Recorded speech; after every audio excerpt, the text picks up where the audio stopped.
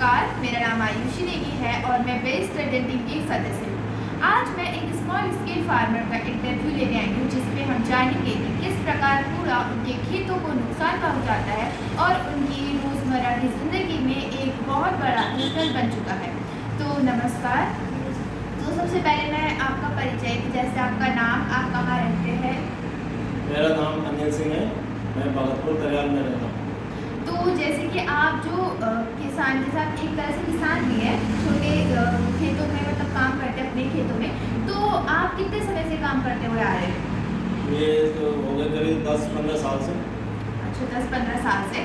तो उस समय जो आप खेती करते थे और अब इस समय जो खेती करते हैं, क्या इसमें कुछ बदलाव आया है? हाँ, इसमें इस समय काफ़ी बदलाव आ रहा है। कूड़ा करने की इससे बहुत नुकसान हो रहा है, खेत को प्रभाव पड़ रहा है इससे। अच्छा, तो आपने कूड़े की जैसे बात करी, तो क्या पहले के समय में जैसे सिंचाई के दौरान आप जो पानी इस्तेमाल करते थे और जो अब करेगा उसमें बदलाव आया कि पहले? हाँ। पहले क्या था कि घरों का पानी नहरों में, सिंचाई खेती वाले नहरों में नहीं डाला जाता था। अब सारे घरों का पानी खेती वो नहरों में डाला जाता है। उससे प्लास्टिक, कूड़ा ये बहुत सारा बह के आ रहा है।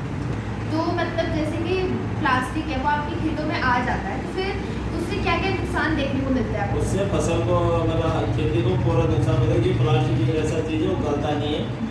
उसे हम जलाएंगे तो उससे पोल्यूशन बढ़ेगा, इसलिए हम उसे इको बिग में डालते हैं। तो जैसे कि आप ऐसी चीज़ें करें तो हमारे पर्यावरण के लिए बहुत अच्छी, तो आप अपने घर के कूड़े का क्या करते हैं? हम उसे भी पहले एक डस्टबिन में रखा जाता है, उसके बाद इको बिग में डाल के रख देते हैं।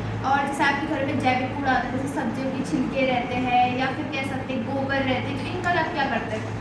इस चीज़ के लिए हमने अपने खेत के कोने में एक सामने गड्ढा कर रखा है, उसमें गोबर डाला जाता है, गोबर से घास को डाला जाता है और उसी में ये सब्जी का जो डाल के उसे जैविक खाद बना के खेत में यूज करते हैं। तो मेरा आखिरी प्रश्न यह है कि आप क्या चाहते हैं कि अगर हमें अपने इस जो सिचुएशन है, अभी जो हाल फिलहाल में जो चीज़ें चल रही है, इसको कम करने के लिए सरकार या हम क्या ऐसे क्या कर सकते, स्टेप ले सकते हैं कि ये चीज़ कम हो? इस चीज़ के लिए हमें और सरकार को, हमें सरकार से ये भरोसे पे चलना चाहिए कि अधिक से अधिक प्लास्टिक का यूज़ कम हो, जिससे कि हमारे खेतों को, हर चीज़ को नुकसान से बचाया जा सकता है। तो धन्यवाद, आपने हमें अपना कीमती समय दिया।